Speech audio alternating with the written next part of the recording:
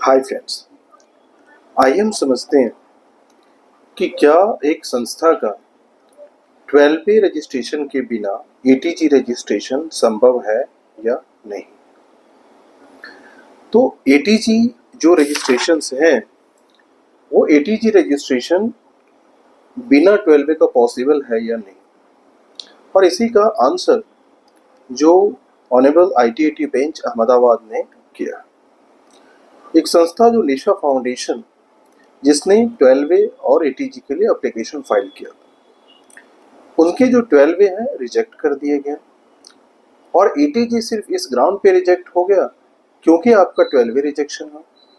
ना। तो क्वेश्चन ये है कि आपको अगर एटीजी सर्टिफिकेट रिक्वायरमेंट है तो एटीजी का अप्रूवल तभी होगा जब आपके पास वैलिड 12A रजिस्ट्रेशन होगा। इस केस में जो सीआईटी एग्जेम्पशन जो है, उन्होंने 12A का एप्लीकेशन रिजेक्ट कर दिया और इसके बाद एटीजी का तो एप्लीकेशन रिजेक्ट हुआ। 12A का एप्लीकेशन रिजेक्ट में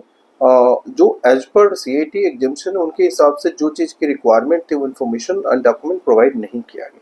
हाउएवर असेसी ने वो सारे अकॉर्डिंग टू असेसी कि वो सारे डॉक्यूमेंट उसने प्रोवाइड किया जो रिक्वायरमेंट थी, और even income tax return for last 3 years. तो जो आईटीटी बेंच ने यहाँ पे ऑब्जर्व किया कि जो आईटी इनकम टैक्स रिटर्न जो लास्ट 3 ईयर्स के हैं वो प्रोवाइड किया गया था, लेकिन जो सीआईटी एग्जेम्पशन लर्नेड उन्होंने इनको देखा नहीं सही से, और जो लर्नेड रिप्रेजेंटेटिव थे डिपार्टमेंट के, उन्होंने इसको सही उनके हिसाब से कि जो एप्लीकेशन रिजेक्ट हुआ था वो सही था, क्योंकि जो क्राइटेरिया चाहिए वो क्राइटेरिया मैच नहीं था, जो डॉक्यूमेंट चाहिए, जो इन्फॉर्मेशन चाहिए वो असेसी के द्वारा प्रोवाइड नहीं किया गया था, और इसके कारण ये रिजेक्शन बनता है। और चूंकि 12A एप्लीकेशन रिजेक्ट था, इसके लिए एटीजी का भी एप्लीकेशन रिजेक्ट होना ऑटोमेटिक है। इस केस में आईटीएटी बेंच जो अहमदाबाद, उन्होंने एक और अपॉर्चुनिटी दिया असेसी को और डायरेक्ट किया सीआईटी एग्जेम्पशंस को कि इसको